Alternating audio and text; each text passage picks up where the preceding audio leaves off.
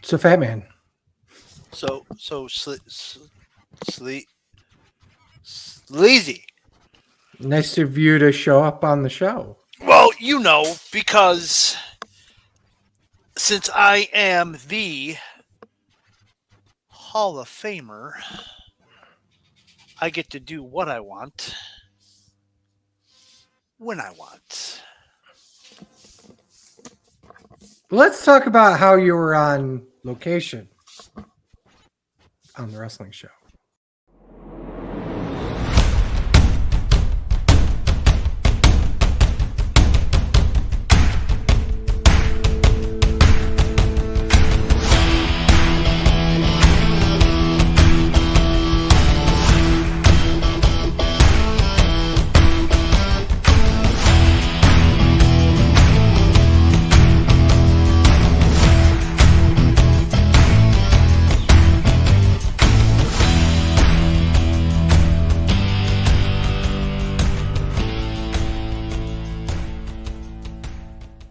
Welcome, everyone. This is Sleazy. This is the Fat Man. Welcome, everyone, to another wonderful episode.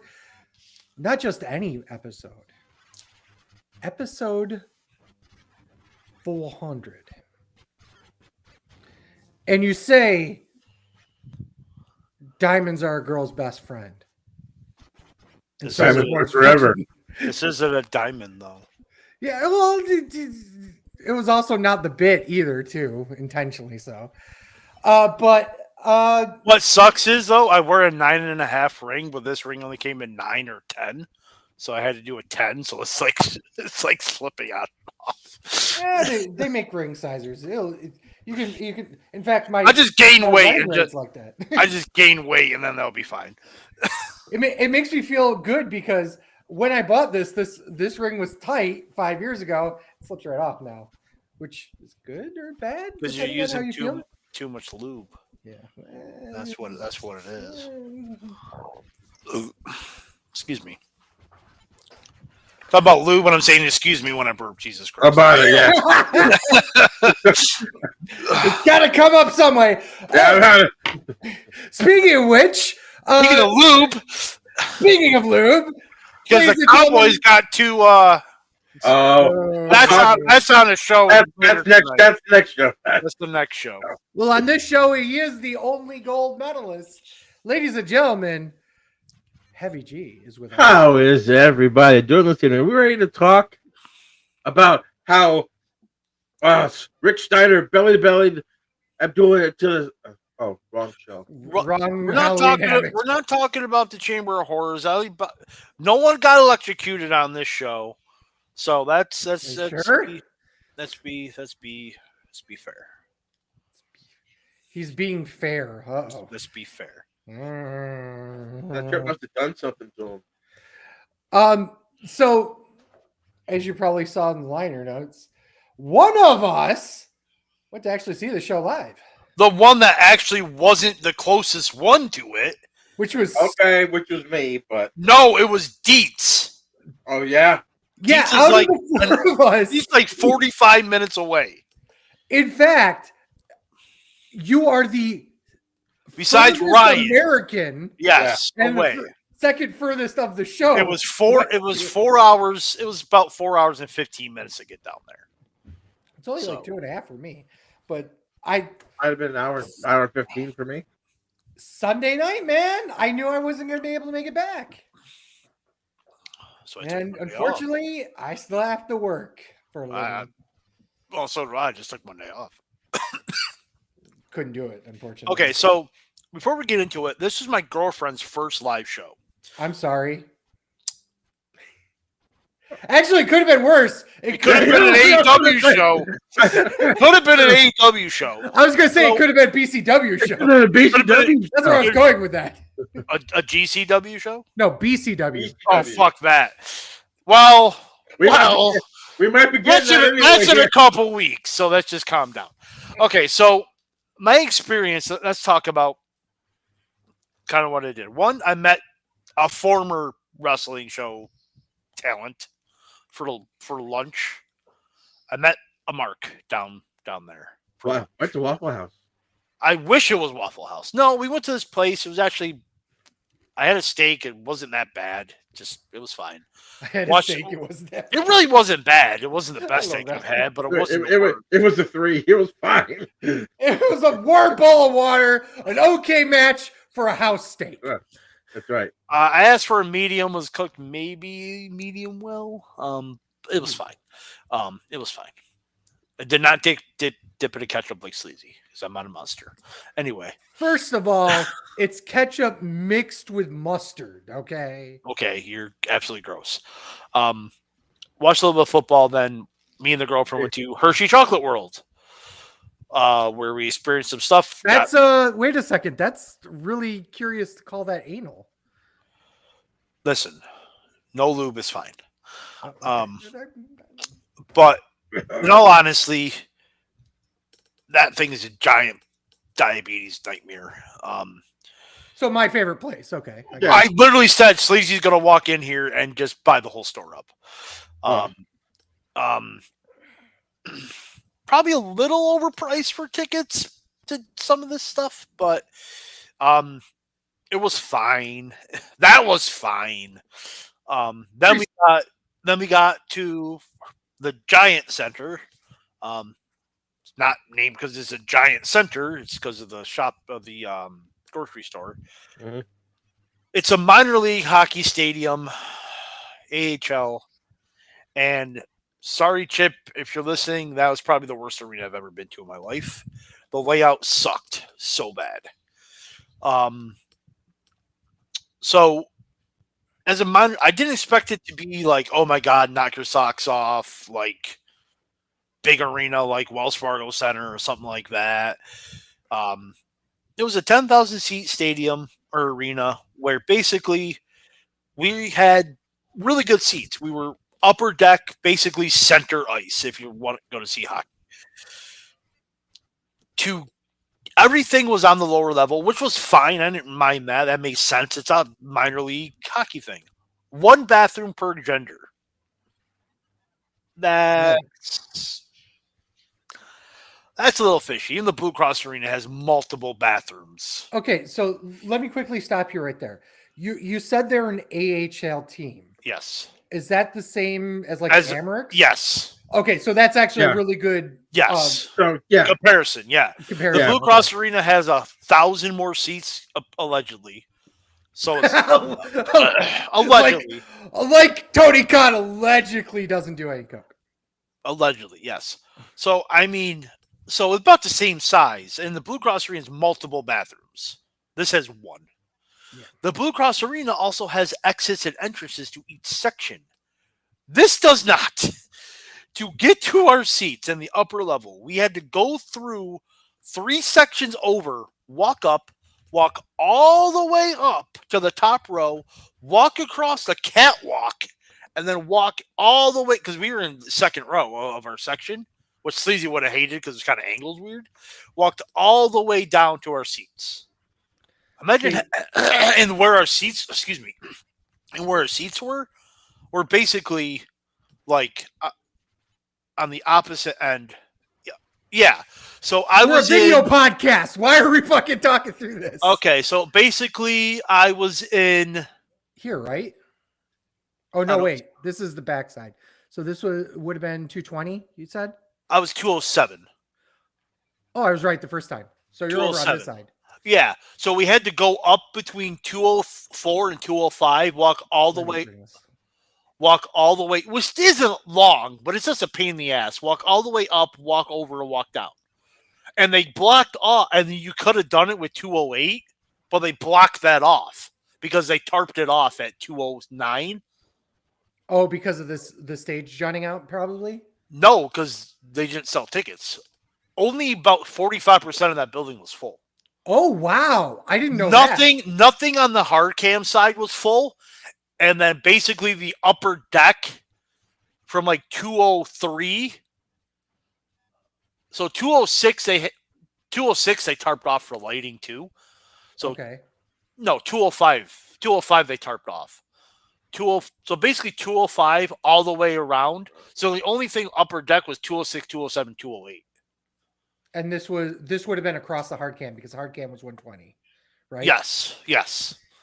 So, and then basically and then nothing on the hard cam side. Like even section 122 was tarped off. So 123 through 109. And then That's shit. A lot of pipe and drape. Yes. So basically about 45% of the, maybe even less, was full. And so, and then, but where's your AEW stands right now? That's still more than AEW. But anyway, there was about 6,000 people there probably. Still a good turnout for an NXT show, I want to point out. Yeah. An NXT show that's not really touring right now. Well, maybe it's about, probably maybe about 4,000 if you want to be honest. Yeah, but still, you're talking a non-touring show starting touring again. Yeah. So the layout was just awful. Sounds atrocious, by the way. To be honest, it wasn't that bad. It was just annoying. Like, and even people who are skinny are like, "This is stupid." Like, I'm like, "Have you guys been to this?"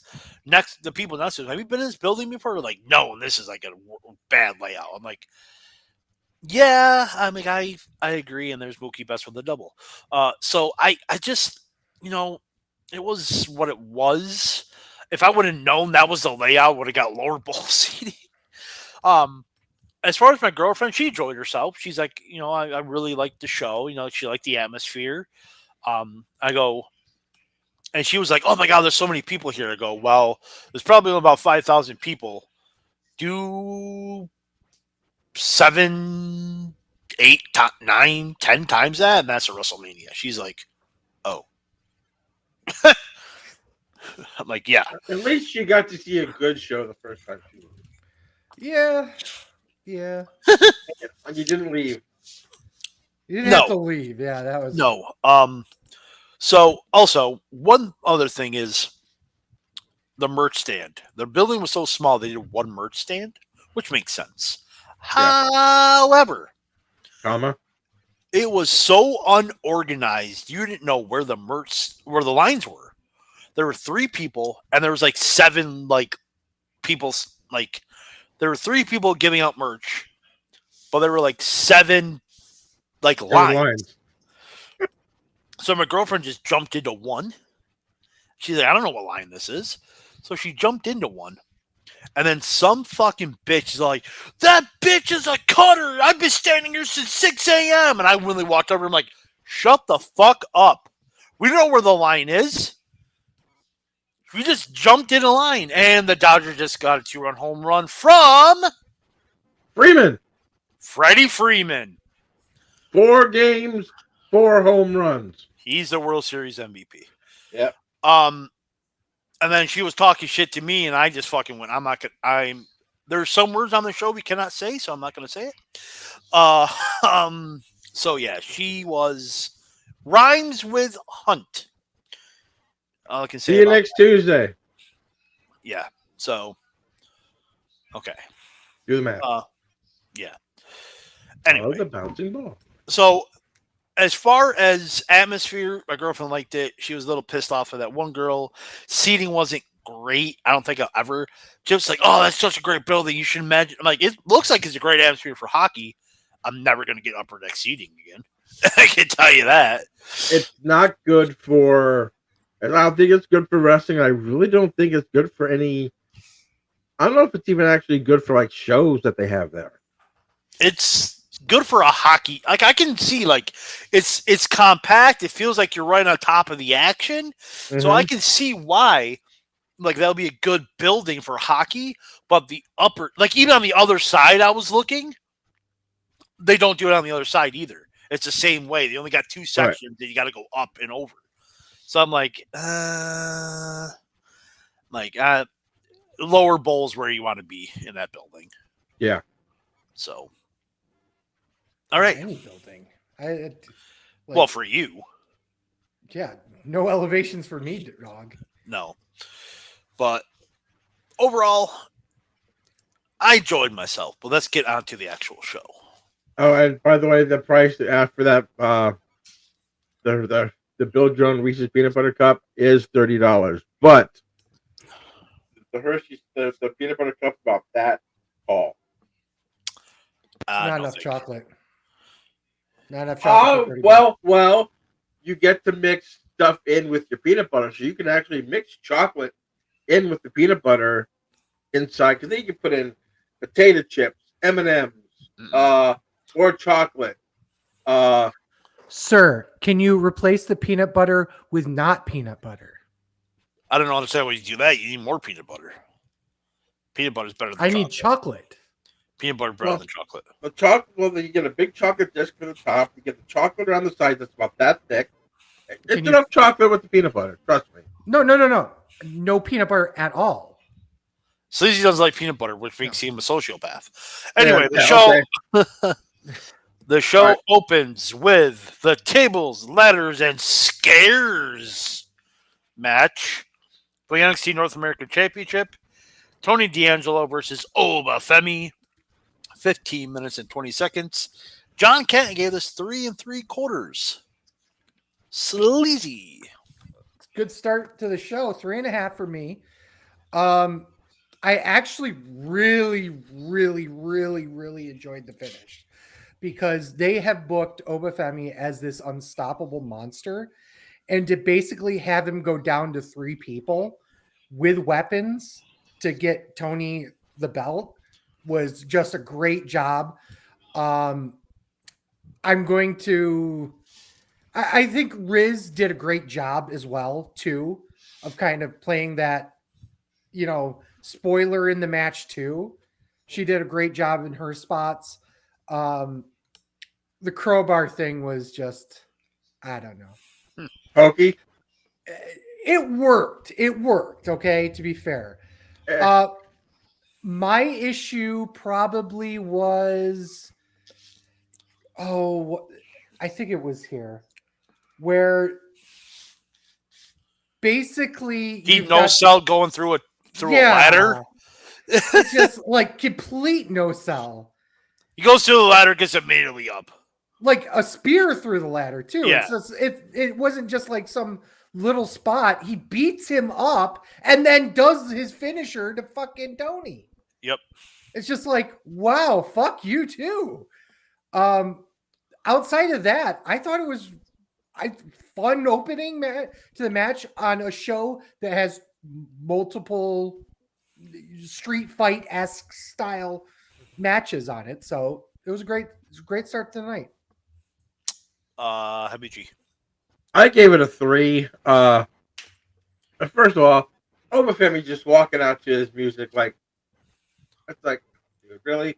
I think the match where D'Angelo won the belt was a ton better than this. I actually think tables, ladders, and scares that actually took away from the match. I think they were too worried about the spots rather than the match. I mean, that's my personal opinion. I loved the shatter machine on the chair. That was awesome. And then the choke slam that D'Angelo did to finish, kind of sloppy a little bit. He couldn't. Yeah, he couldn't get him up. No. The crowbar, it's like, all right. And then they just he has it. He's just gonna Obafemi has a crowbar. He's just gonna put him in a crossface with it. 3. I mean, it was a good start. I gave it a 3. I think the right kid died in this one. Yeah. I think D'Angelo had to defend the title. Decent match.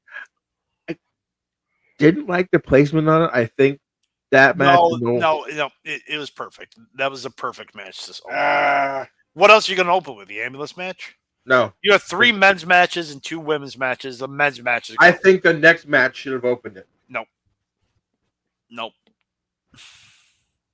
This was the right choice for an especially with what you're going to do at the end. But that's my opinion. If you're going to do anything, you should have been the ambulance match. But then but I think this was a right choice for an opener. It's in my notes. The crowd was hot. Mm-hmm. I don't think they, to be honest, I don't think they would have been that hot for the women's match, to be honest. At least that hot for it. I agree with John, 3 3/4 has a lot. I didn't watch this back live, so I only watched it when I was in the arena. Yeah, I literally, when he went through the ladder, I'm like, really? No selling going through a ladder? What is this, AEW? Oh, that won't be the first time you say that. No. And I got a couple chuckles out of that one, but I thought the right kid died. You guys hit the marks on everything, so it wasn't that bad. All right, Yo Dog, I heard you like tag team matches. I love them. Roxanne Perez and Cora Jade versus. Literally, as soon as this match came out, I went to my girlfriend. Like, Sleazy just came. Yep. Versus Julia and Stephanie Vicaire. 14 minutes. I can't read my own handwriting, and I think it says 5 seconds. 15 seconds, sorry. Can't give this 3.5 stars. Sleazy, you're the women's wrestling enthusiast, and I got to go grab something real quick. Okay, let me start with the... He's making fun of you, and he's going to go grab something. You see that shit? Yeah. No, it says Sleazy, the women's wrestling enthusiast. I got to go grab something real quick. Yeah. That's where he's going with it. Yeah. Before we actually talk about the match itself, I want to... This is one of the few times where I don't normally talk about gear, okay? Especially women's gear. I know it's hard to do gear and whatnot and make it a thing, you know. But Cora Jade's and Roxy's gear that night. Wow. How about it? Wow. And I'm not saying that in a good way.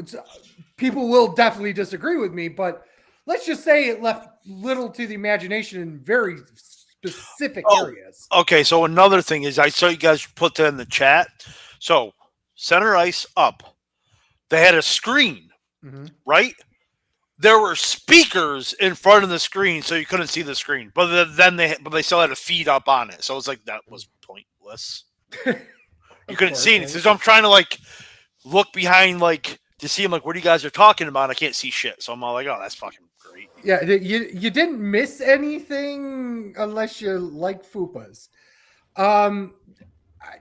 Honestly, shit happens. Things don't fit perfectly every time, but it was just a glaring version of this that it was rare. Well, they couldn't do this in a couple weeks at Crown Jewel. No. They showed it now. That would have been the end of the show for sure. To the match itself, 4.5 stars. What was it missing? Fuck you, Ryan. There were a couple of tiny issues I did have with it. A little bit sloppy. It's tiny stuff, but like little sloppy here or there, little sloppy doing a lot of the stuff. But they started in high gear and never slowed down. I mean, right. I don't think they even took a rest spot in the entire fucking tag match. It was crazy. They did a great job of getting both Julia and Stephanie over. Or should I say Thunder Rosa part 2.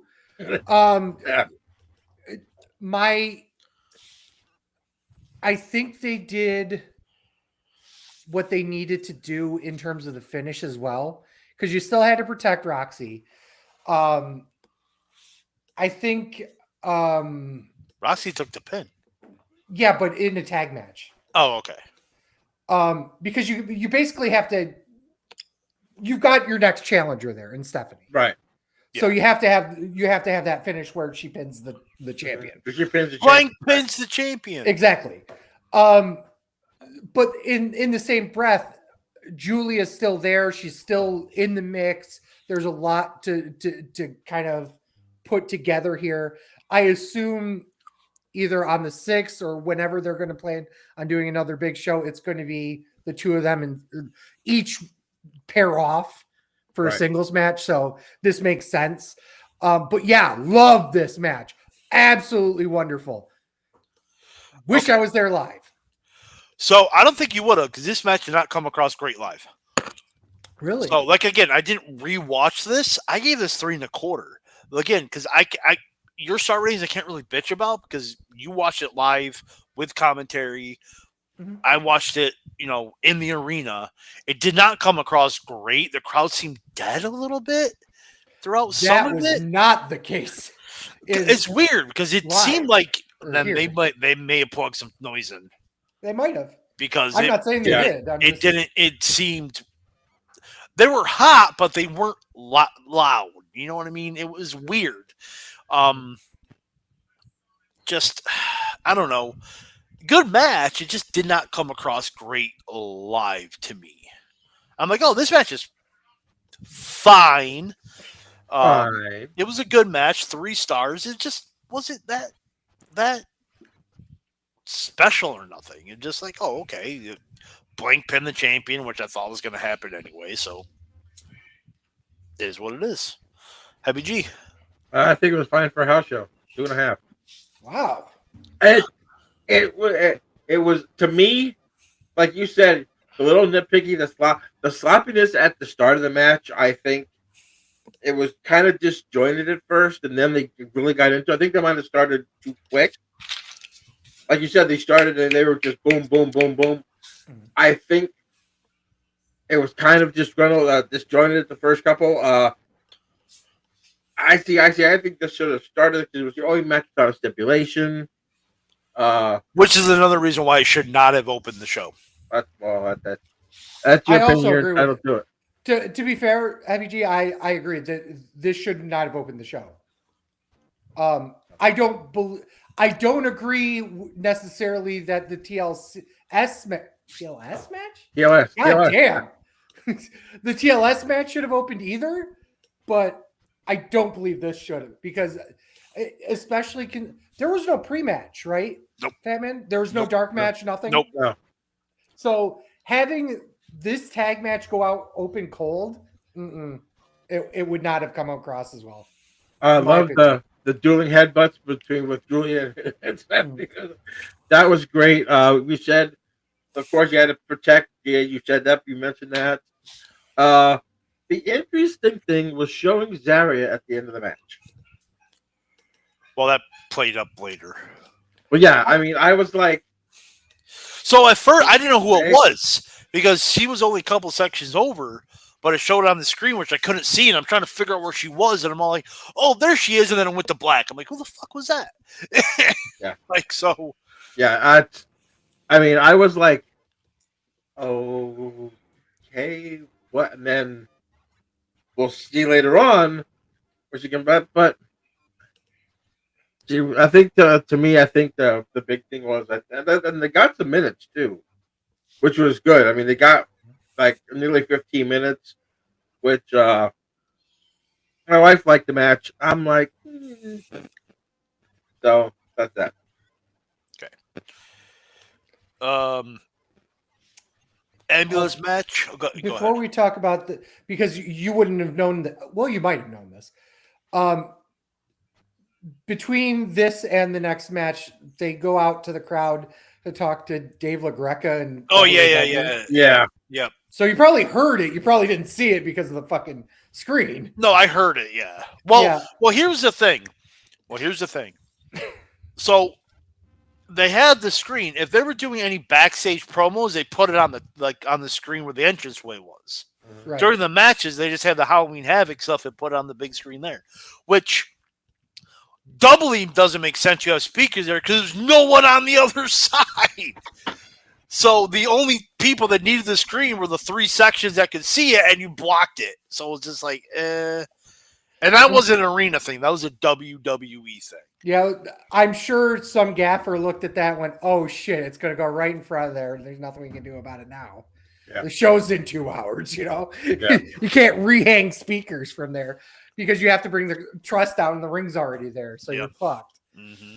I get it. I understand it. Shit happens. But the point I wanted to – there's 2 points I wanted to bring up. Well, so sorry to interrupt you again. Yeah, so you had an ambulance match which went to the crowd, so the people the three sections of the deck couldn't see shit. Yeah. Then you had a doubles playground match, which was false count anywhere, which went to the crowd and you couldn't see shit. So thank you, WWE. Yeah. For having two matches that went to the crowd and the upper deck couldn't see none of it. Well, technically 3 because you did have stuff going out and around the ring, too. So you didn't even get a straight shot on some of that stuff. But the point I wanted to bring out, this is 20 fucking goddamn 4. In the year of our Lord, 20 goddamn 24. We needed Bubba Ray Dudley in a fucking ring. We'll talk about that in the main. But the reality here is it weird to see Busted Open on fucking WWE? Yes. Yes. Well, did you guys watch the pre-show? Yes. No, thank God. So there's really nothing going on. And then they had Dave LaGreca and Bully Ray on there.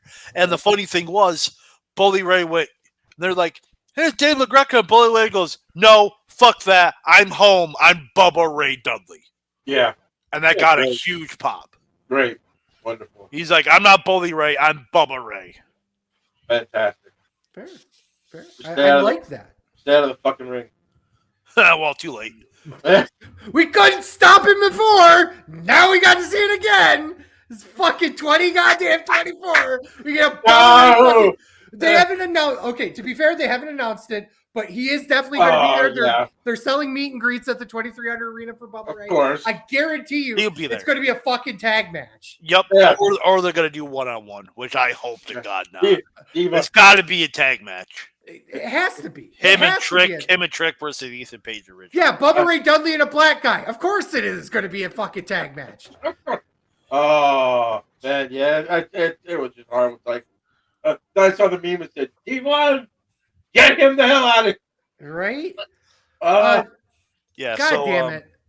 Anyway, Ridge Holland versus Andre Chase. 14 minutes and 30 seconds. Kent gave this the Mike Sanders 2 3/4. I gave it 3. The crowd with the "We Want Pumpkin" chants may or may not have started in my section. You motherfucker. It wasn't me. No, I don't care. You're a part of the section. Now you take your fucking pumpkin and shove it up your ass. Well, we finally got it. So Stem first. Stem first. No lube. That's right. No lube. You never use lube. Come on. The new episode of the new title of this episode is No Lube. No lube. No lube. So yeah, it was fine. It wasn't the greatest. You knew Ridge Holland was gonna win when they did the Bully Ray thing, so it was kind of anticlimactic. The ending was fine. We got the pumpkin, but it was fine. Heavy G. Wasn't a fan of it. 2.5. I know you have to build up Holland for Trick. What was his deal with the mask, coming out with the mask and the sweater, almost having like a Freddy Krueger, Friday the 13th type feel to it? I mean, Well, it's Halloween. So yeah, I love don't you know?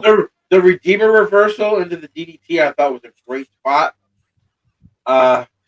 So Heavy G, sorry to interrupt you. The Yankees, the Yankees had runners in scoring position when 1 out and failed to score. Oh, that's a shock. Okay, go Have ahead. you been watching the series lately? Yes, I have. Have you watched the first 2 games? Yes, I have. It's like saying, "Hey, look, Dak's been intercepted." Same thing. All right, different show. Let's go. Keep going. I think it could have. Wait a second. You interrupted him, told him a sports thing, and then tell him to fucking shut the fuck up. Because he started with the cowboy shit. I had to fucking cut him off. Fuck you. I had to cut him off. Thank you, Sleazy. I think it could have been.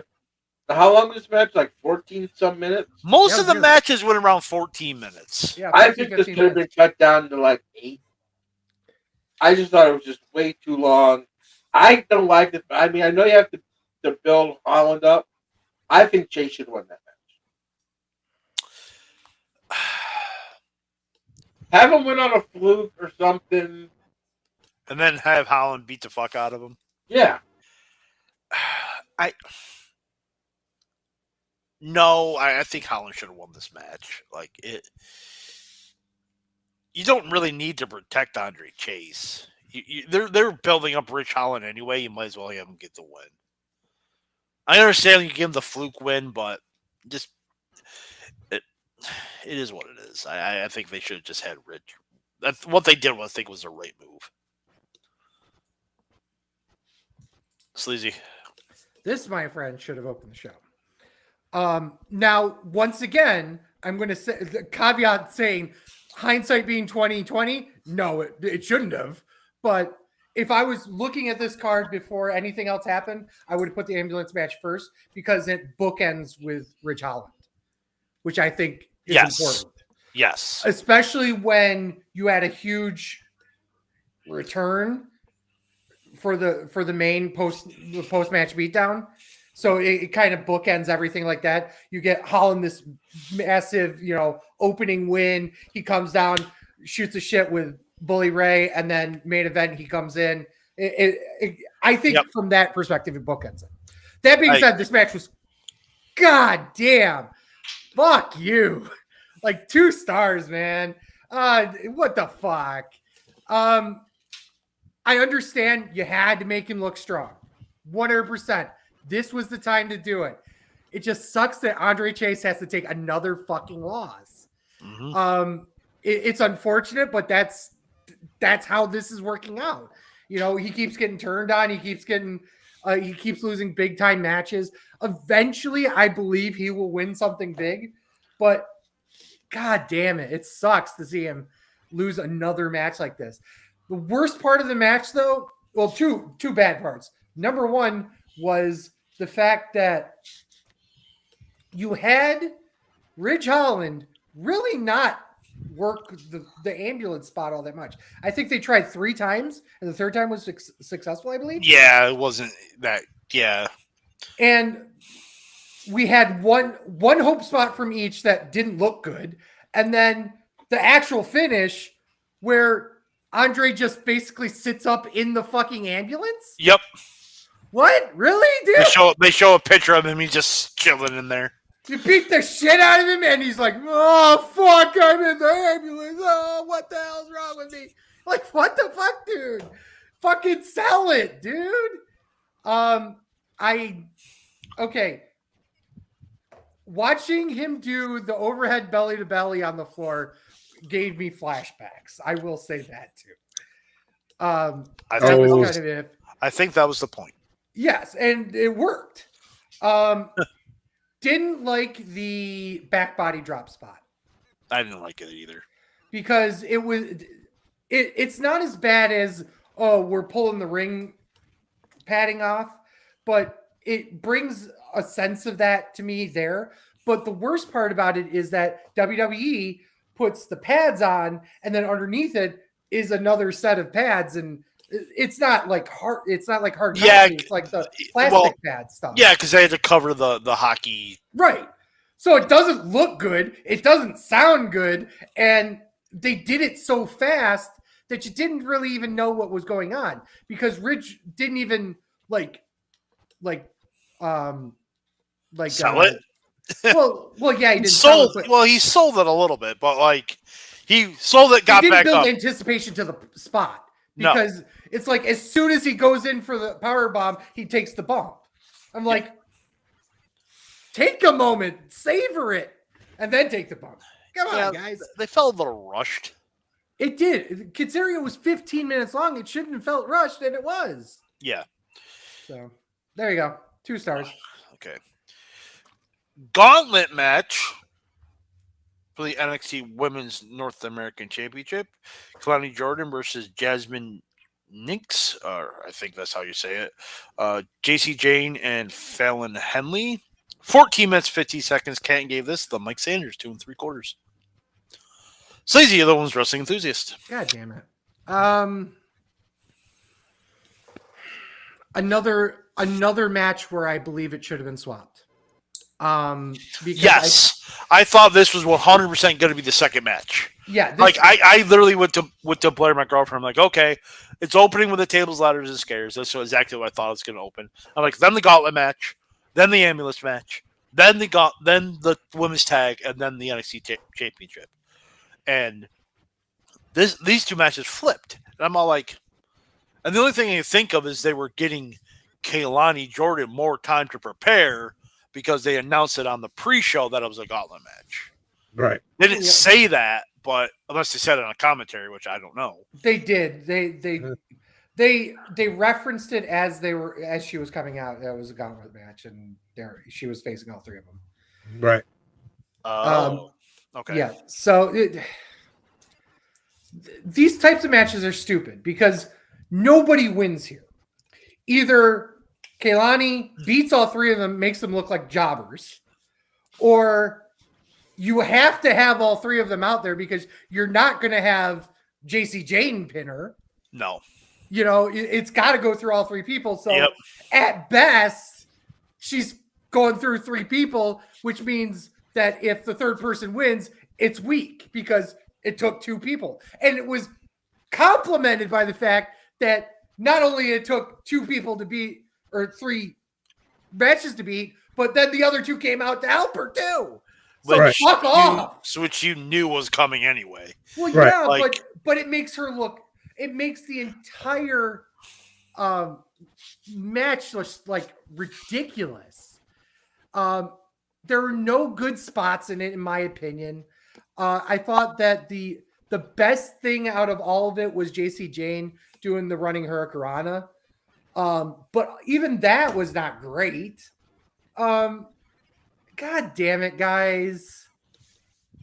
1.5 stars, and I think I'm being generous. This was about 15 minutes too, wasn't it?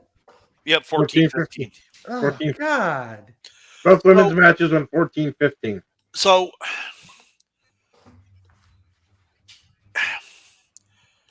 it wasn't that bad, but there were a ton of spots, even you can see up in the upper deck, where like they missed completely. Mm-hmm.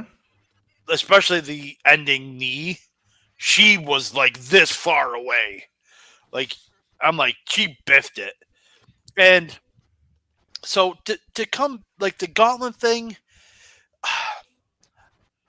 I'm going to pull a Ryan here and say I actually kind of like it from a heel perspective because, like, yes, you knew it was going to come down, or the only way it'll make the heels.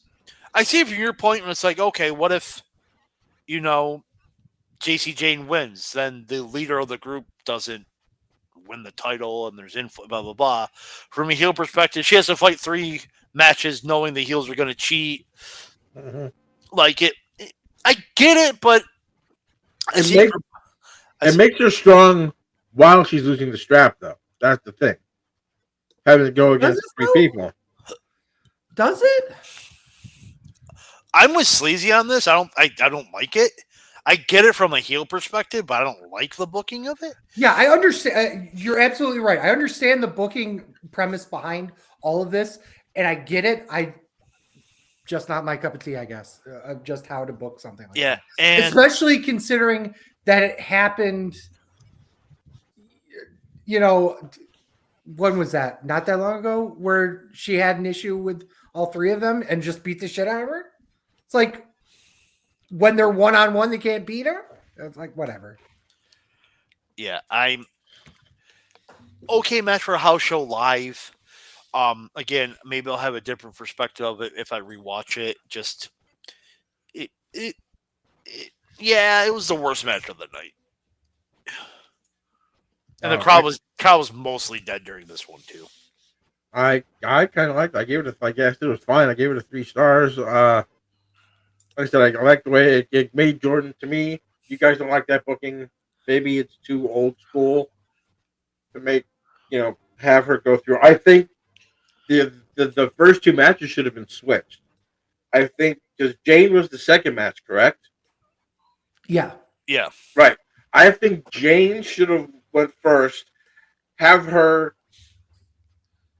had that great match with Jane, and then with Nick, how it was short, and I thought Nick Short, the second match. Okay, she saves her energy. It's a short match before she had to face Henley. And then the finish came up, and of course Jordan lost to Henley. But like you said, you knew going in with it being a gauntlet match, you know it was going to get to the third fall. Yeah. The third player, and the rest of it. It's a shame because you know it's going to happen. You don't want it to happen that way. You want to see a curveball thrown in there that Judge probably couldn't hit. Just since you like to throw sports shit in here. But then to turn around and have Zarya come down and just wreck all of them. yeah, which doesn't make too much sense to me. Not doesn't make any sense. Like they all just had a match, so I mean, That's what I mean. Like it doesn't make sense. Of course, she's gonna come down fresh and then beat the hell out of all three. Of course, that's gonna happen. What a goddamn heel. Yeah. Okay. Devil's Playground for the NXT Championship. Trick Williams defends against Ethan Page. 18 minutes. Kenton gave this 3.5 stars. Live, I agree with that. The crowd was super hot. But goddamn, fuck your finish on a table, no less. Mm-hmm. Like, he immediately hits the Eagle's Edge, immediately goes to pin him, and he kicks out like, fuck you. I literally went, fuck your finish. It went, fuck you. Finish. I went, fuck you. Like, goddamn, I was so pissed. Not that I wanted Ethan Page to win, but I'm all like, come on, man. That was, You probably started to whoop that pumpkin chant too, didn't you, you prick? No, I was literally on the catwalk waiting for the bell to ring, and then I left. So and then I heard that I saw Rich. It was Sleazy special, by the way. Yeah. And then I saw Bell that, hey, get the fuck out of here. I told her, I'm like, let's go. She's like, the match is going. We can watch it from up here. We watched it, and then I'm like, okay, let's go. And then we saw Rich Holland come in. I'm like, Bully Ray's going to come down. They're going to set up a match. That's exactly what happened. I didn't even need to see it. Like, I knew it was going to happen. 3.5 stars. Thought it was a really good match, but nothing really that special. They have. I'll go to Sleazy next because I know he wants to say something. So, go ahead. You are correct. Trick Williams, I hope you slip on a fucking Reese's Pieces. You motherfucker stooped so low to come down to the fucking ring in Hershey, goddamn Pennsylvania, in Willy Wonka gear. Fuck off. Go suck a goddamn Snickers. Only a fat guy will get pissed off. You know something? You really need to let your feelings out, not hold them in. Just right? Yeah. Just let them go. It's an open space. It's a safe space to you. I appreciate that. I feel the warmth in this. I was actually going to. That's why the chocolate bar melted. That's because calories equal heat. Look at the calories.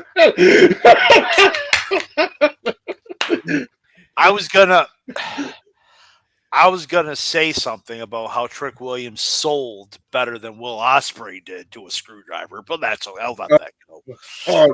Don't open up that can of worms again. Do you want me to? No, because I will go fucking down.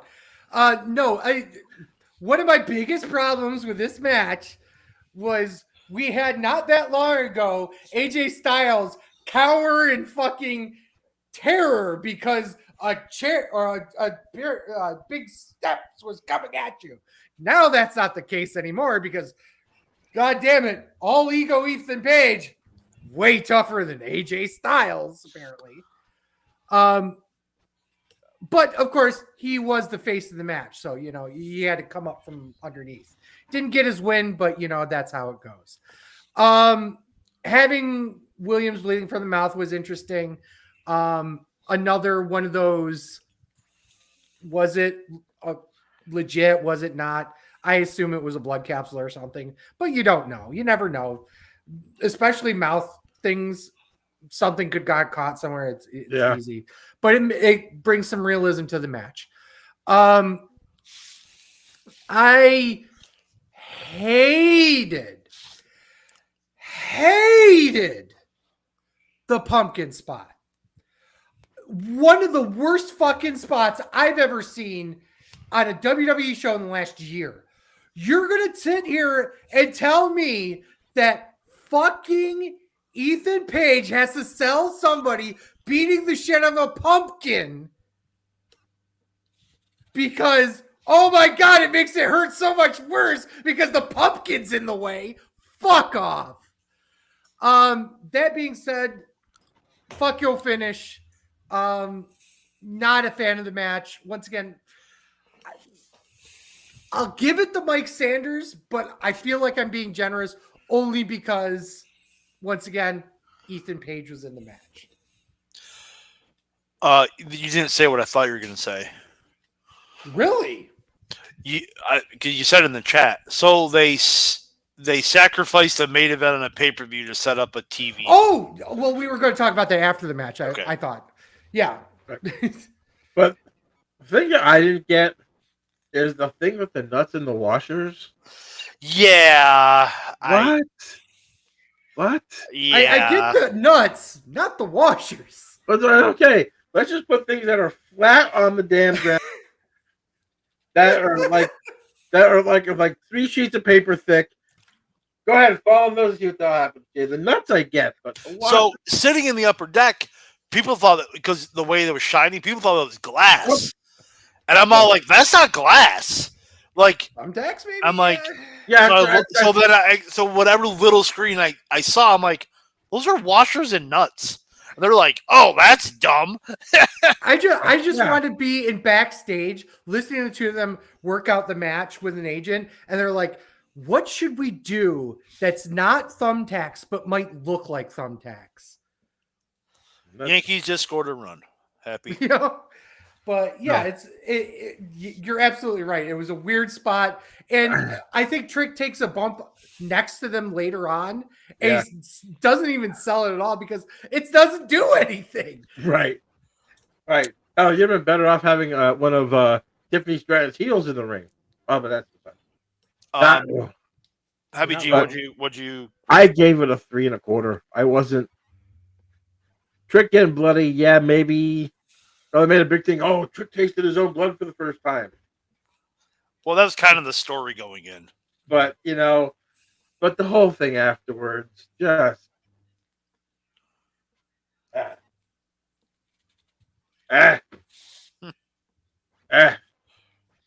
Just, I was hit for a 3 1/4. You're eyeing a lot. So, I was about after the match. So I was like, you know what? Maybe I'll take that day off and go down there because that'll be a fun show. Then I'm like, I ain't seeing Bully Ray wrestle in that arena for the second time this year. Hell no, I ain't fucking doing that. Oh, well, I wouldn't even be able to go with you. I'm banned from the place. Here, long story, but I know. Yeah, I know. So here's the reality. We have fucking Bully Ray show up once again in the year of our Lord 2024 because we needed a fucking Bubba Ray Dudley match at ECW Arena because it's ECW and ECW is ECW and we got to fucking fondle the balls of ECW one more time. Dawn Marie as a special guest referee. Oh, did she? She's coming back for that? They announced that on the show.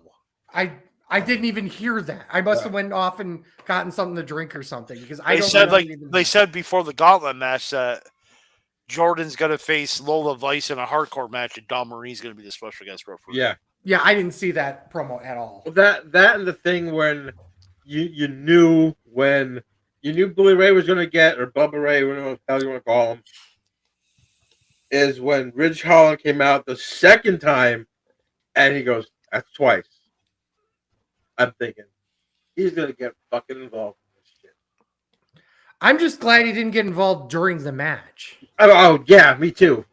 I guess that's the only good part about all of this. That is that the post match happened post match because I don't think I could have handled Trick Williams winning not definitively because the feud is just like The entire feud was based off of him accidentally winning. Yeah. Yeah. Which was cool and weird and not standard, but in the same breath, they've done nothing with the feud. Right. So it's weird. But yeah, fuck Bully Ray. And Bully Ray, Bubba Ray Dudley, the person, whatever. But we do not need to see him back in a ring, especially in WWE. No. My opinion, of course. Oh, I agree. Oh, wait, no. Considering how many days is it? 7 days? They're still promoting tickets for the fucking event. They haven't sold out the 2,300 arena. You know how fucking big that place is. How did you not sell out the 2,300 arena? And when you have Shawn Michaels cutting a promo about it, and it's still not sold out, you brought out fucking Don Marie. You're bringing out Bubba Ray Dudley, who's almost certainly going to work the show, and is doing meet and greets. So we know he's going to be there. They've announced that he's going to be there. I'm sure they're going to trollop out the Sandman or Tommy Dreamer or somebody. Oh, for sure. God. You know they're going to, at least Tommy Dreamer, probably Sandman too. Anybody that they have, even they Rhino. They might bring they won't bring Rhino. Why not? Still, I guess you could because it's TNA, but I guess the bigger thing was maybe you could bring Punk. Who was the 90-year-old guy that bled for us when we were there? Which one? The Chinese guy. Which one? Chinese guy? The one that faced that was Tommy Dreamer's partner. Oh, fuck. I want to say Masato Tanaka, but I know that's not right. Tanaka. Yeah. Oh, Onita. Thank you. Yeah, bring Onita back out. That's all we need. Right. He'll bump better than anyone. Yeah. Right? Yeah, it's just, I don't know, man. He's the only one that took a goddamn bump. The only one who could. Oh no, Bully Ray kind of did the what's up spot, kind of, sort of. Fuck that ass. Not really. Okay, overall thoughts on the show. It fell off a cliff after the second match. It wasn't I thought it was still a good show. A live perspective. It was a good show, but it wasn't clearly Stand and Deliver in Philadelphia was better. No, I gave it a 6 out of 10. I agree with that. 6 out of 10 is not bad because you still had some good matches. My girlfriend, like I said, it was her first show. She liked it. She didn't like the one woman, the unorganization, I would say, of the arena. I didn't really like that either. But I need to take her to a GCW show. Oh God, no, you don't. Right, that would be fun. She don't like Gordon. I'm trying to take her to see Terrifier 3, and she won't see it. So, well, that's gore in a movie. This is real shit. Yeah. Oh God, I'll just show her that freaking War Games match we saw. Oh God, yeah, that was pretty bad too. Let's get right into news and rumors because I know we got a lot of stuff to talk about. Sleazy, go ahead, because I know there's something about independent wrestling you want to talk about. Oh yeah, so let's start with the whole WWE ID thing. So basically, the upshot is WWE announced that they're doing this whole handshake independent wrestling type thing, where it's more like a program of the developmentals. They're working with people were like up in arms over this, first of all, which is just ridiculous if you think about it. But they're basically stating that it's a way to get people into NXT, into WWE through the independents. Now, they had talked about prominent independent wrestling schools, including the Nightmare Factory. I wonder who owns that. Black and Brave in Davenport, Iowa. I wonder who owns that. And Reality of Wrestling. Oh, shit. Who owns that?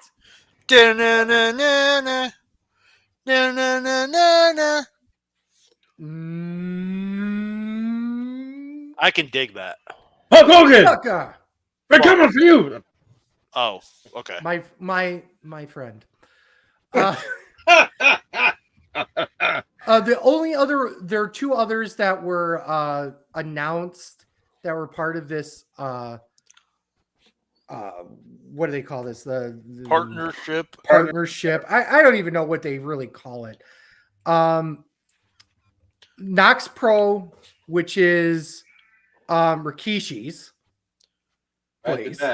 Shocker, right? And Elite Pro Training Center, which who are they? I can't remember off. Is it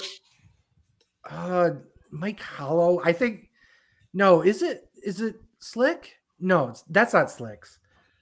Who is I'm trying to find it. Here we go. It might be Mike Hollow. I can't tell you offhand, but Booker T's Reality Wrestling, Cody Rhodes, Seth Rollins, Elite Pro, Knox, Elite Pro Wrestling. It doesn't say anything. Knox Pro are the first WWE. Basically, it just says Cody Rhodes, Booker T, and Seth Rollins School plus Elite Pro in Concord, New Hampshire. It is. It's Scott Reed and Knox Pro Hollow. and Knox Pro in LA. So he's so Scott Reed is a Russell's son of Ricky the Dragon and not Bruce, Tom Pritchard.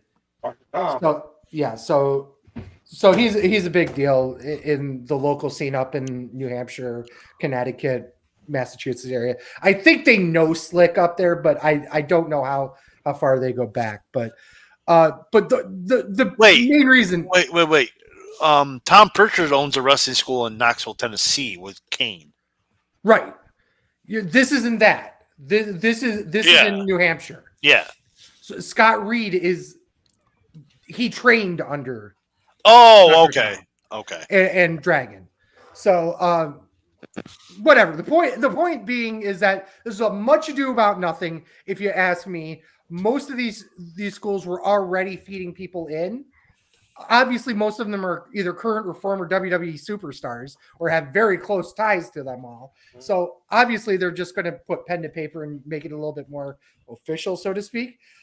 Gives the schools a great rub. That means they can charge more money because then they're now officially a feeder system. They're no different than what OVW would have been in the 2000s. Reminds me of OVW, but just branched out. Yeah, so it's good news for people who want to get into WWE and don't know where to turn. People were bitching about it right off the bat, like, oh my God, they're going to homogenize professional wrestling. It's going to be terrible. And to people who say that, I want to speak to you personally. Until you've stepped across the ring or looked across the ring and you saw a guy that's told you, yeah, I've trained. You don't know what the fuck you're talking about. Okay? So you're telling me that Marks has never stepped foot in the ring, think they know what they're talking about. Shocker, right? I'm fine with this. In fact, I'm more than fine with this. I'm glad this is happening because it means more people could get better eyes on people that deserve a shot. Guys like Sean Carr and guys like Mike Skyrose, guys like Cade Lothbrock, and there's so many other people out there that didn't get a shot or won't get a shot that now can because of this system, or at least have the eyes to do it. Because I'm going to be very much an asshole here right now, but it is the reality of life. When you have somebody who is lauded as being super smart, whose name is Glenn Jacobs, the IQ of professional wrestlers tends to be a little bit lower because, let's be honest here, you're getting your head knocked in a lot. It happens. I understand it. To help people get into what they want to do and what they want to deal with and not get worked, this is a good idea. Mm-hmm. Because a lot of kids, young, naive, walk into guys like Terry Cadillac Oh, fuck you. and say, well, I want to become a professional wrestler. Well, for $10 and a hand job, you can go and See that scar? get neck surgery. See that scar? Yeah. You know, $10 and a head job, you get the neck surgery in 12 years. And in some cases, that's one of the better case scenarios in some places. In other places, it's even worse than that. I know a lot of female wrestlers, and we'll actually talk about this probably next week. Spoiler, that did not get treated nearly as well as they could have been. And schools like this, who have a reputation for bringing in good talent, male or female, will benefit.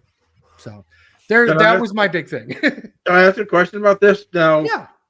With that, like with Seth Rollins and Booker T and Cody's school, would that then make the Performance Center like a finishing school then?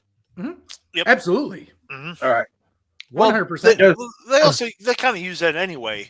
They train there too, but also that's, people who come back from injuries go down there. Well, yeah. Basically, it's a rust remover.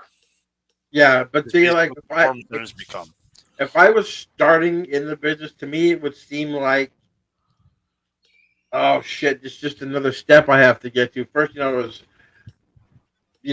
get trained and then. Well, let's face it. How many wrestlers are coming from scratch and going right to the Performance Center? For a while, a lot of them, because of the whole NIL thing. Yeah, I understand that part, but if you're actually who grew up wanting, not an athlete, wanting to be a professional wrestler, you're not walking into the Performance Center, right, and going, okay, I'm a wrestler now.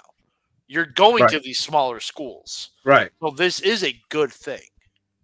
Yeah, 100% it is, because you're learning the WWE style before you get to WWE, which is exactly what they want. And exactly. That's not a bad thing. Okay, so former WWE CEO Vince McMahon's next business move may be on the horizon, according to. Oh, let's see his name. Fuck Dave Meltzer. Actually, it's Mike Johnson. It's Mike Johnson. Is reporting that McMahon is in the process to set up a new entertainment hub company based out of LA. According to the report, the new company would financially back, develop, and produce television and film content at this time. There are no plans for the new entry to be involved in wrestling or compete with WWE anyway. Probably because he can't, probably part of the agreement. Furthermore, multiple former... What's going on? Oh, he's writing stuff down. Okay. I'm like, what the hell is that noise? Furthermore, multiple former WWE... What the hell is that? Read it. Multiple former WWE execs who previously worked with McMahon are reportedly already on board to get the company off the ground, with plans to launch it once McMahon's legal issues are resolved. Brad Bloom, who used to be WWE's chief COO and a longtime supporter of Vince, is said to be confirmed on the project. He left WWE after Vince's first, quote, retirement, as the initial news of the sexual harassment scandals was reported. When Vince barged his way back in, Bloom was back with him, but after the company was sold and McMahon exited for good, Bloom remained with WWE for a few months before resigning. It's believed that Kirsten Poultry, who worked with WWE as a liaison talent, was also on board. She worked at WWE in 2000 as a casting director for the first ever Diva Search. Kevin Dunn is not believed to be involved, at least for now. I got a couple of quick things. Number one, I love this. So Mike Johnson on Facebook. See the story all the other people will steal today first, because it was actually legitimately brought. It was him that broke the actual story. He got the exclusive on it, which I just thought was hilarious. The other thing about this is, and this is going to be a weirdly hot take. I don't know why. So what? Right. Like, this is not news. No. Of course he wants to do something else. He isn't going to sit over. That man spent 50 to 60 years jacking off 20 hours a day doing something. Right. He's not going to walk away from professional wrestling and just sit in a chair. Of course he's got something else planned. Of course he's got other ideas. Why, hell, we need to get another production company going, you know? And it's just the reality of him wanting to do it. No shit, Sherlock. Do I like it? Probably not. Maybe ends up doing something I like. I don't know. You think he's getting a porn or something? He's no more of the asshole. He's no more of the fucking rapist, alleged, whatever. There you go. You know, whatever you want to call it. It doesn't matter what he's doing, in my opinion, of course. I'm my humble opinion on a wrestling podcast that no one listens to. Dwayne "The Rock" Johnson made a brief yet impactful return at WWE's Bad Blood last month. Okay, it was actually beginning of this month, you fucking marks. Seamlessly signed the stage to return to storylines at some point in a possible match for WrestleMania 41. However, soon after that, a report out of, according to... This could be the right one this time? Meltzer. It was fuck Dave Meltzer. Indicated that The Rock already let WWE officials know that he won't be able to compete at WrestleMania, leaving many to wonder what direction the company will go over the next 6 months. Sorry. Thank you. Just stole the words out of my mouth. Well, here we go. The Rock responded to these reports by saying, "Don't listen to that bullshit." And reports that WWE sources have stated that WWE as a company is a priority for The Rock, and he's made it clear that he's part of the quote family and will appear here and there where he was able to make his work schedule. Okay, that says nothing. Where he can hold that big title that he has on. Yeah.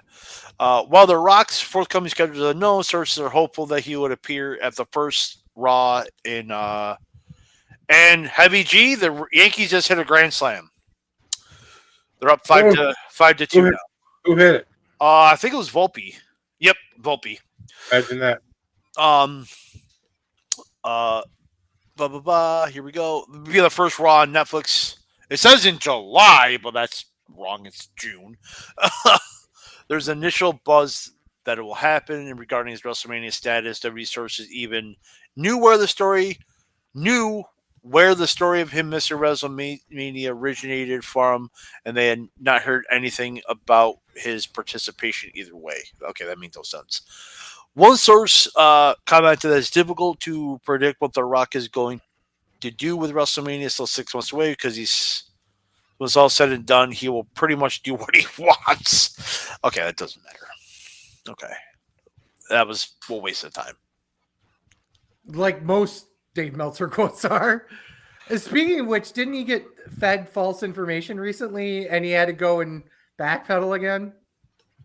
I can't remember what it was exactly, but everything he's ever done. Yeah, but he got caught red-handed on it, which is rare. Usually he doesn't get caught that definitively, but he got caught recently as just like, fuck you. Rena Canella spent the night emergency room receiving cocktail of drugs, including anti-nausea, morphine, caffeine, such ibuprofen, magnesium, trying to make me comfortable. Then they readmitted me this morning because they could not control the pain at 4 a.m. I'm having trouble walking and standing because of the pain. I miss my kids and I'm ready to go home, but here I am. Bunch of shit. Yeah, she has some I don't remember what she has. It's not fibromyalgia, but something that's worse than that, I think. Yeah. Isn't it? Yeah. TNA considered inducting AJ Styles in the Hall of Fame, but WWE declined the request. That's actually wrong. Styles declined the request. Right. Yeah. He said he wanted to. He doesn't want to go in the Hall of Fame while he's still active. Yes. Which makes sense. Yeah. I'm going to put the name before I forget. I'm going to put the name of what Maria has because I can't even pronounce it. It's that. Oh, pheochromocytoma. There you go. See? It's something to do with iron Yeah. and in your blood, and it just makes you all yeah. Yeah, it's something in regards to adrenal glands and masses. Yes. I don't know exactly all that much about it because I've heard of it, but I've never done anything in there. The AJ Styles thing makes sense. It really does. And I don't know who said that WWE denied it because they wouldn't have denied something like Probably that. Meltzer. Now with a working relationship with TNA. They Yeah. didn't have a working relationship with TNA and they let Christian go over to get inducted. That makes no sense. Right. With Vince, you know? I'm still looking.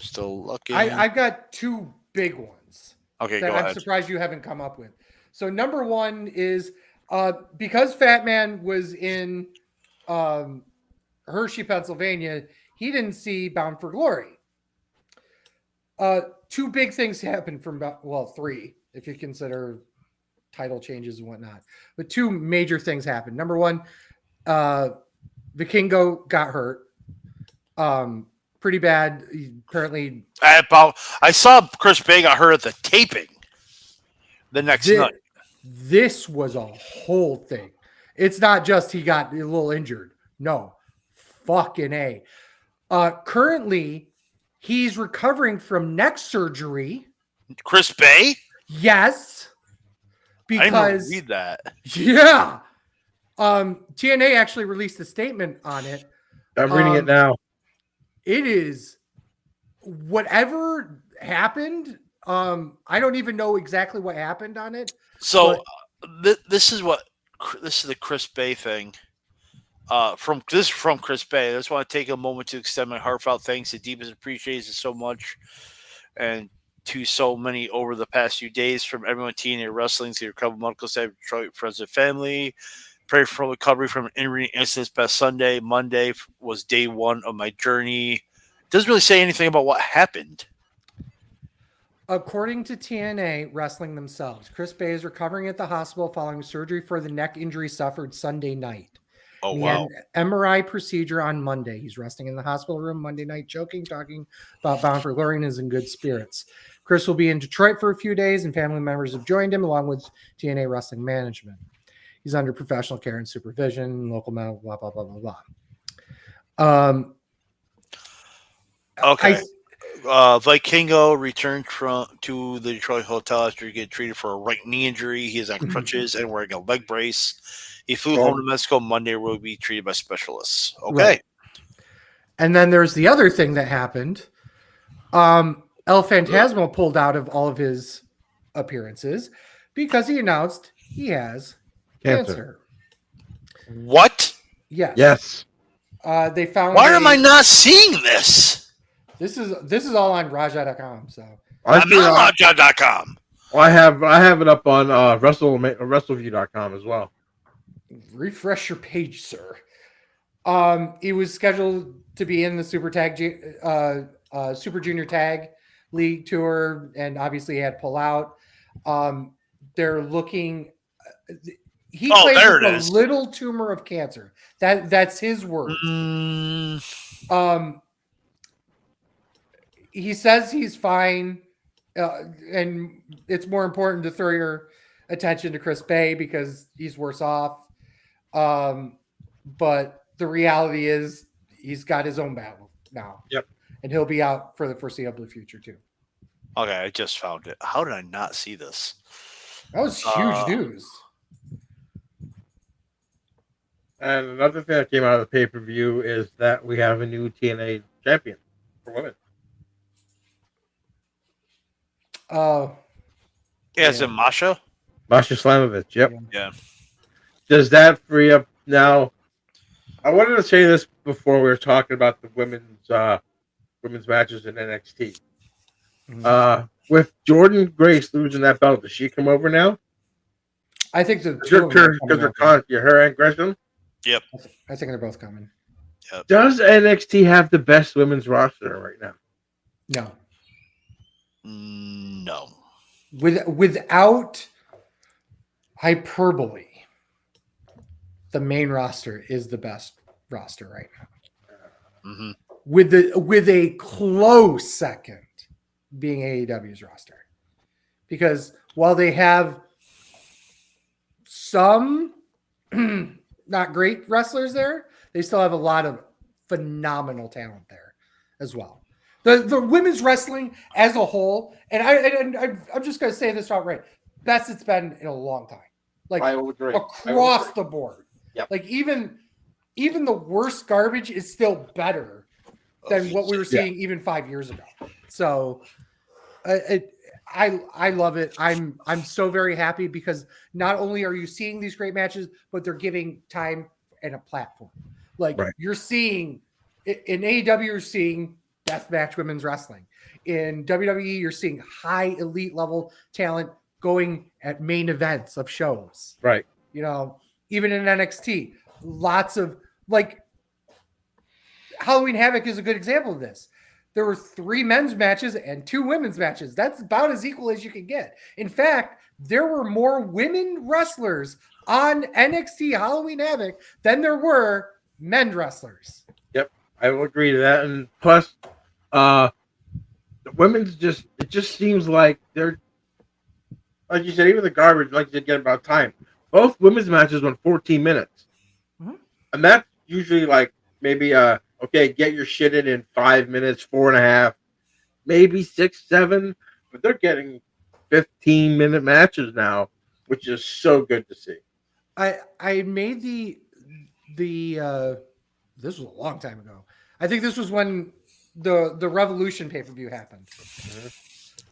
I said that we wouldn't truly see women's equality wrestling, like truly equal wrestling, until it wasn't a special thing to see that, but it was the norm, and we are very close to that now. Yep. I'm surprised they haven't done another Revolution Women's Zone. That'd been right now with the roster they have. They could put up one. I think we discussed this before. The problem is there's no point to it anymore. They don't need it. I get it, but man, that would just. Not saying I want to be a banger show because it would. It's just they don't need the reasoning behind the original one anyway was flawed. Yeah, because they did it only because they signed the Saudi deal. You couldn't get women on the fucking show. So they made it. It's all about women's wrestling here because we're awesome. And they booked Nassau Coliseum to throw 10 women on a show that they didn't even think would draw. So they brought Lita and Trish Stratus in the mix. Mm-hmm. Like, fuck you guys. It was a consolation prize for women that deserved way more than that. Mm-hmm. And now we're finally getting that. So. Okay. We're done? That's it? Okay. You guys got 6 minutes. So I'll have your team put yourself over quick. Okay, you can catch me and the Hall of Famer, Show the Ring, Fatman, on the best darn sports show, period 2. Coming up, like Sleazy said, in 6 minutes' time, we're going to talk World Series. We're going to talk NFL Week 8 and so much more. And yes, there will be a rant about the Cowboys. So stay tuned. The weekly rant about the Cowboys, it's the same thing over and over and over again. It's just pissing me off. Okay, is you ready to get pissed off again? Okay. What week are you guys in? 8. So you've had 8 Oh, weeks. no. They'd have 3 wins, so I was good with the 3 wins. Okay, bullshit! You were ranting when they were winning. So not that bad. Calm the fuck down. I'm at TWS Sleazy. Hi. Oh, fuck off. We are Sleazy Fam on X, Instagram, Threads, now Blue Sky, and TikTok. Please. What? Okay. What is Blue Sky? Blue Sky is basically a Twitter clone. It's that blue pill that you can. Oh, it's Blue Chew. Never mind. Oh, yeah, we're not sponsored by that. Ixnay on the Uche. The Chew, the Ujube. Use promo code Heavy G to get 30% more dick. If anybody was going to get sponsored by Blue Chew, it should be us. But that's just bunch of old guys fucking talking about wrestling because we got nothing else better to do. Yeah, Yep. Blue Chew. Yeah. Austin fucking Bruce Pritchard, whatever. We're Sleazy Fatman, X, Instagram, Threads, Blue Sky, TikTok. Please like and follow us there. Find our videos at twitch.tv/SleazyFatman, youtube.com/SleazyFatman, and premium content at onlyfans.com/wrestling show. I show a tit on there. Like and subscribe on your favorite platform. Click the notification icon on YouTube so you know when we go live, you get notified. That was especially important last week because for the first time ever, we had I still can't even believe this. Mr. Kevin J. Callis, Affirmative. thank you, gave us an early peek at the episode that went up on Saturday. So we got to actually do the Wrestling Jeopardy episode that wasn't Wrestling Jeopardy. Before anybody else got to see it, we got to premiere it on TWS After Dark. So that was really cool. Also, explore more content on thewrestlingshow.com, including articles, merch, and so much more. One last thing. I know Batman's going to kind of touch this, so I'm going to steal his thunder now. Next week, we do have a very special guest coming on the show. Ms. Angel Duval will be with us. We will talk about all sorts of wonderful things. With a thanks to Heavy G, and as always, for Sleazy, The Fat Man. this is the Wrestling Show. Thank you guys so much for listening. Peace. Fuck Dave Meltzer. Fuck Tony Khan and his alleged coke habit. A hot dog's on a sandwich, a sub is on a sandwich, a burger is a sandwich. Tacos and burritos are not sandwiches, you Indiana piece of shit. We were going to cover Crown Jewel next week, but I guess we're not.